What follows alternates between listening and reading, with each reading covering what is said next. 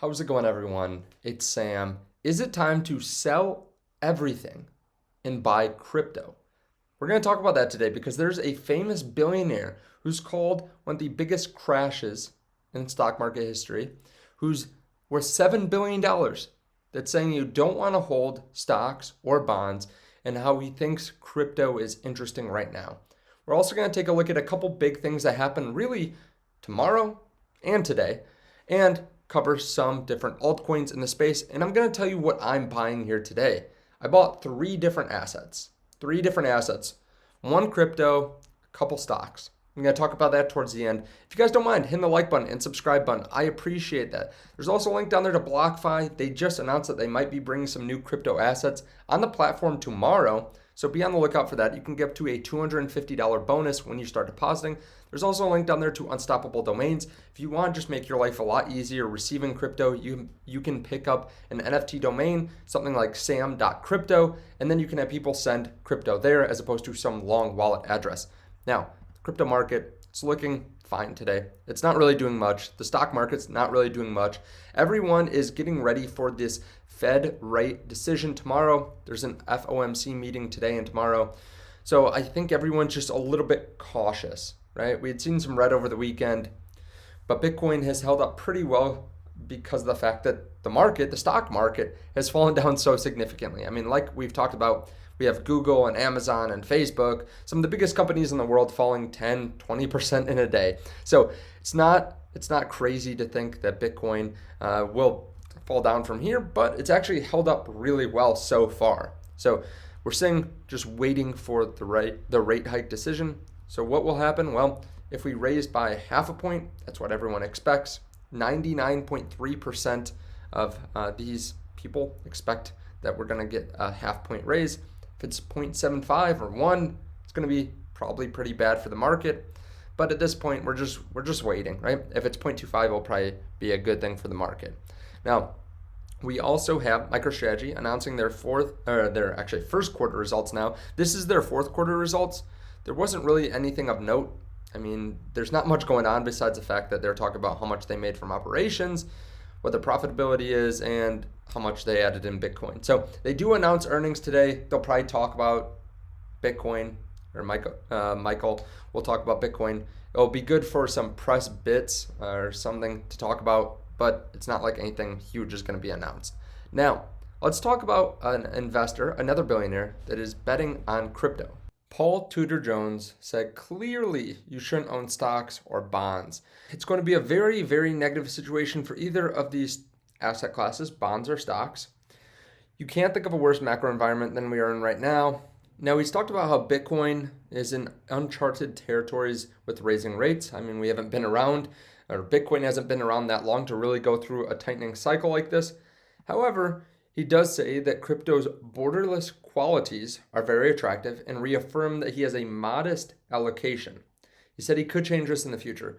He also says that we have a bright future depending on the Fed's upcoming moves, and we could easily be at 2.5% rates in September. The cost of owning gold, crypto, and other inflation hedges will become significant. He also says there's a bright future because it's attracting the smartest and brightest minds in the world. Now, I have some other charts to show you, some other big pieces of news from some altcoins and the stocks I'm going to buy, or the stocks I have been buying along with the crypto I've been buying. But first, let's talk about the big question. Is now the time to go all in? I've seen some people saying that they're pulling all their money out. I see some people saying that, hey, this is the bottom. We're gonna go up from here. I'm just going to put all my money in the market. And of course, you can do whatever you want, right? It doesn't affect me. But I'm just going to tell you what I'm going to do. So, Of course, the market can go up, it can go down. There's no way of knowing what's going to happen in the future because there are so many different pieces of news that the market's factoring in. And not everything is going to go to plan, right? Let's say the Fed raises rates by just 0.25%. They say, hey, we see inflation getting better. We're not going to try to scare the market. Well, in that case, the market's going to explode from here. We could also see we could also see Russia finishing up in Ukraine, declaring their win or whatever it is that they're going to declare next week. And then the market's not scared about that anymore. Inflation fears are going to go down because of the fact that there's less supply chain issues if Russia and Ukraine, the conflict is all resolved.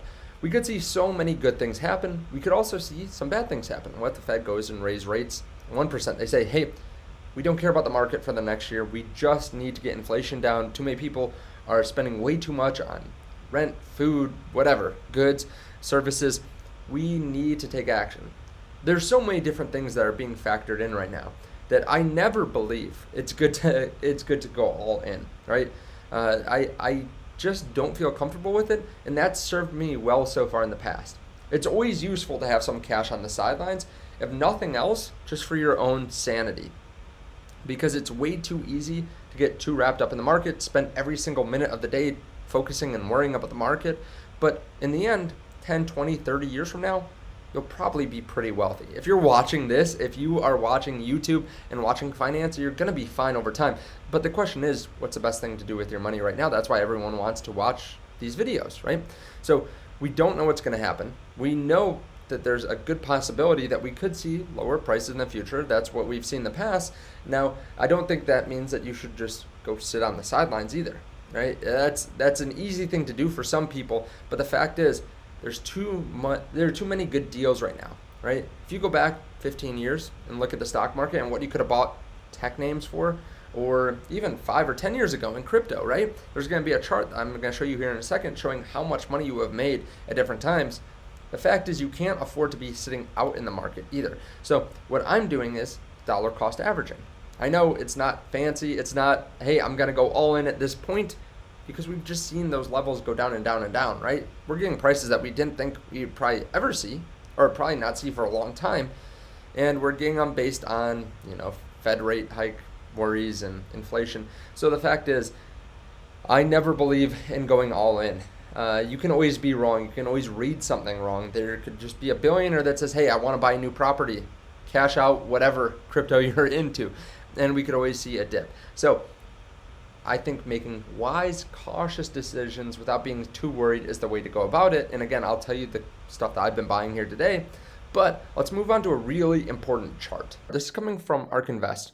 They say time, not timing, Bitcoin edition. So this shows the entry date, when you would have bought, and how long you have held, and looking at your return. So let's blow it up here for a second and get me out of the way. So cash on cash returns. You could have had a 100x plus if you had bought in 2011 and held till now. Okay, that's great. Let's look at 15x returns. So if you had bought any time in here, let's say you bought in 2016 and you held up until now, you would have a 15x return. If you had bought in 2017 and you held till now, well, you'd still have a great return. You'd have about a 10x or so.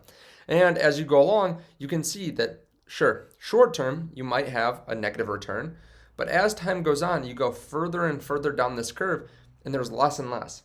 There's less and less red. So that means basically, the longer you hold, no matter when you bought, right? The longer you hold, the more you're gonna have 10x, 15x, 20x returns. Now, I hope that's clear. You can spend a little bit more time if you want to just pause this and look at it. But as time goes on, Bitcoin will continue to trend up. That's how it's always worked, becoming more and more used and becoming more and more scarce as time goes on. Now, Paul Tudor Jones talked about not owning stocks or bonds, but Elon Musk talked recently about how to invest. So what does Elon say? He says, buy stock in several companies that make products and services that you believe in. Only sell if you think the products or services are trending worse. Don't panic when the market does. This will serve you well in the long term. So that's pretty clear. He doesn't talk about what to do when the Fed raises rates. He doesn't talk about what to do when people are worried about inflation. He says basically it just boils down to buying good quality companies that are doing something that's useful, and then only sell if they're getting less useful, if they're becoming worse, right? It's not very complicated. And I think this actually will do well for you over the long term. Of course, you can look into a bunch of different metrics, but long term, the companies that produce good products that are at reasonable prices for their value, they'll trend up with time. The stocks will trend up with time. So with that in mind, there are a couple last cryptos I want to talk about, and then we'll get into the things I bought today. So ApeCoin integrates with Polygon amid NFT mint backlash and speculation. Obviously, we have heard about this if you're on anything to do with crypto, if you're on Twitter or just looking at news articles, you'll have noticed that the land mint went insane for Yuga Labs. So basically, they had this new Other Deeds NFT land, and basically they sold 300 million in sales and created a huge gas problem on Ethereum. Users paid between 2 and 5 Ethereum for gas. So imagine that, $5,000 to $15,000 worth just to mint, or just to get your land. Now, this had caused I believe it was over $100 million worth of ETH to be burned, about 158 million. And this is the highest day for burning that we've ever seen. Burned about 70,000 Ethereum between this and other projects. So they are integrating with Polygon. I think a lot of projects have to do the same thing, right? They notice that there's just too much congestion on ETH. It's too expensive, and they have to integrate with Polygon. Polygon's a project that I really believe in, and I have been adding over the last couple months when we've seen dips in the price. We have one other crypto that had some problems recently, Solana. They went down over the weekend and were down for about 7 hours. Now they're talking about 3 different things that they're going to do to make sure this doesn't happen again. Remember, they're still in beta mode. They're supposed to get out of beta mode, I believe, towards the end of the year. These are 3 different steps that they're taking. One that I can fully understand is the fee-based execution priority, where users would have the option to add an additional fee on top of the base fee, and this would give them prioritization. This is going to be in the V1.11 release. Now, some of the other steps that they're taking are a little bit more complicated, a little bit harder to understand. I mean, I'm not a developer, so I think the main thing you have to realize is that it's still a young layer 1, and the fact is that yes, even though it is a great product, they're still going to have problems with it. I mean, anything that's this new, that's being used this much, is going to have issues, and this is something that you realize when you have something like Solana, which has really quick transactions per second, also is very cheap, but that means that it's open to some attacks like this. So you have 2 sides of the spectrum, one layer 1 that's causing $15,000 gas fees, and then one that's so cheap that's easy to get attacked. So all of crypto is young. We still have improvements. We still have some of the brightest minds in crypto working to fix these problems. And I think people will use crypto as time goes on. More and more people will use it. Now, as I'm filming this, we actually had a dip in the price. So we can see Bitcoin down to 37.8. Now we do have a trend line that we are right next to. So you can see back when we fell back in February, we bounced off of this. And then recently, at the end of February, and then just recently, we came right above it, just within a couple $100 of it. It's right around 37.2 right now. So pay attention to this. If we fall below that, we could fall back down.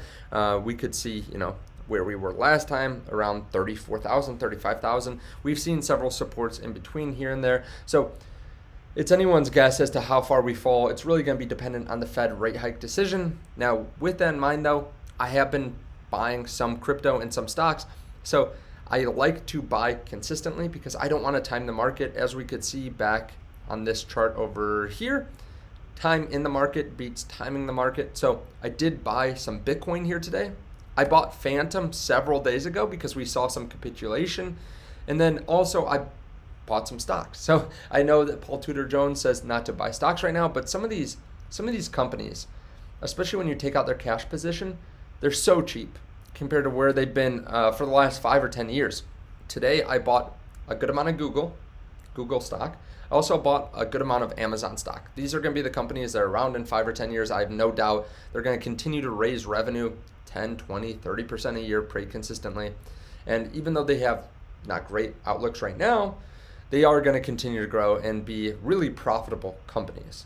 Now, I've been adding some other companies in the past. These are just a couple of the companies I bought here today. But let me know your thoughts on all this underneath the video. Where do you think Bitcoin's falling next week, next month? Do you think it's going to be up next month? Let me know in the comment section down below. Again, special thanks to BlockFi and Unstoppable for being partners of the channel. Check out their links, and I'll see you guys in the next video. Bye.